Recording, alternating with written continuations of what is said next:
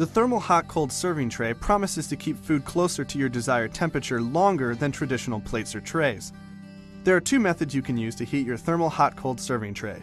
First, you can place it in the oven for up to 6 minutes at a temperature of 200 degrees. As an alternative method, you can also heat this stainless steel serving tray by placing it on top of a pot of boiling water for 3 to 5 minutes. As we often do, we decided to run a little experiment and test the effectiveness of this product. In this case, we baked some toasted raviolis and pizza bagels and placed half on a preheated thermal hot-cold serving tray and half on a standard serving tray. Almost immediately after removal from the oven, our snacks were at a temperature of 155 degrees. 10 minutes later, the temperature of the snacks on the thermal hot-cold serving tray was 119 degrees. The temperature of the snacks on the standard serving tray registered at 108 degrees.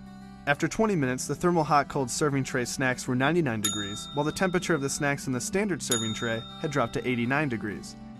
40 minutes after the initial reading, the temperature of the snacks on the thermal hot-cold serving tray was 93 degrees, and the temperature of the standard tray snacks was down to 85 degrees. And after 1 hour, the thermal hot-cold serving tray snacks were approximately 87 degrees, while the snacks on the standard tray had nearly dropped to room temperature at 78 degrees. As you can see, after 1 hour, the snacks on each tray decreased significantly in temperature. However, the snacks on the thermal hot-cold serving tray were kept nearly 10 degrees warmer than those on the standard tray. To test the cold element, we tossed mini eclairs and cream puffs on a thermal hot-cold serving tray and a standard serving tray and placed them in the refrigerator. After 2 hours in the fridge, we removed both trays and began recording our data.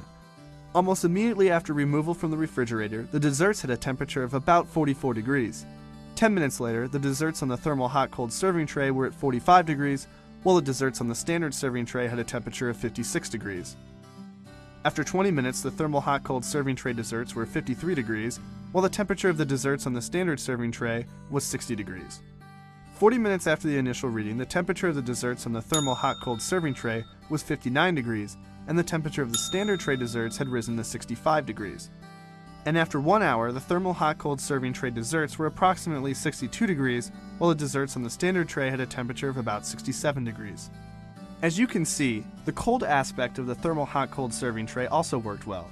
After 1 hour, the desserts on the thermal hot-cold serving tray were 5 degrees cooler than those on the standard serving tray. Here are some important tips on how to properly take care of your new thermal hot-cold serving tray. Do not overheat. Do not use to cook or bake. Never freeze. And hand washing is the only recommended method of cleaning. The thermal hot-cold serving tray, available now from vat19.com. vat19.com, creators of award-winning DVDs and purveyors of curiously awesome products.